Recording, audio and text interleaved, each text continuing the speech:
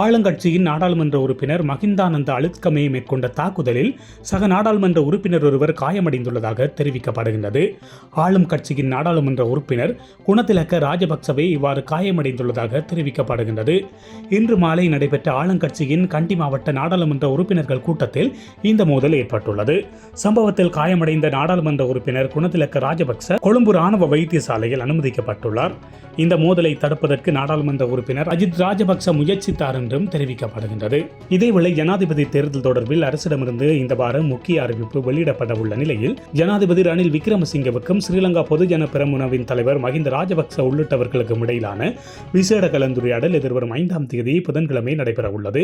இதேவேளை ஜனாதிபதி ரணில் விக்ரமசிங்கவுக்கு ஆதரவாக ஐக்கிய மக்கள் சக்தி உட்பட ஏனைய எதிர்க்கட்சிகளின் உறுப்பினர்கள் சிலர் ஐக்கிய தேசிய கட்சியுடன் ஒன்றிணைவார்கள் என்று கூறப்படுவதுடன் நாடாளுமன்ற உறுப்பினர் ராஜித சேனாரத்ன முதலில் இணைவார் என்று எதிர்பார்க்கப்படுகின்றது.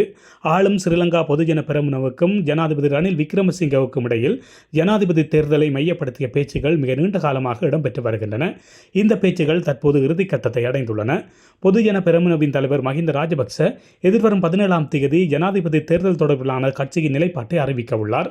இதற்கு முன்னர் ஜனாதிபதி ரணில் விக்ரமசிங்கே தேர்தலில் போட்டியிடுவதை உறுதியாக அறிவிக்க வேண்டும் என்பது பொதுஜன பெரமுன உட்பட அவருக்கு ஆதரவு வழங்கும் தரப்புகளின் எதிர்பார்ப்பாக உள்ளது.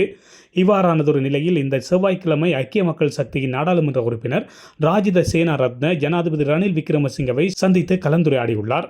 ஐக்கிய மக்கள் சக்தியில் அரசுக்கு ஆதரவு வழங்கும் தரப்பினரை ஒன்றிணைத்து அரசில் இணையுமாறு ஜனாதிபதி ஆலோசனை வழங்கியுள்ளார். மறுபுறம் ஜனாதிபதி தேர்தல் தொடர்பில் பொதுஜன பெரமுனவின் தீர்மானத்தை எதிர்வரும் 17ஆம் தேதி திங்கட்கிழமை அறிவிக்க உத்தேசித்துள்ளதாக மஹிந்த ராஜபக்ச ஜனாதிபதிக்கு தகவல் அனுப்பியுள்ளார்.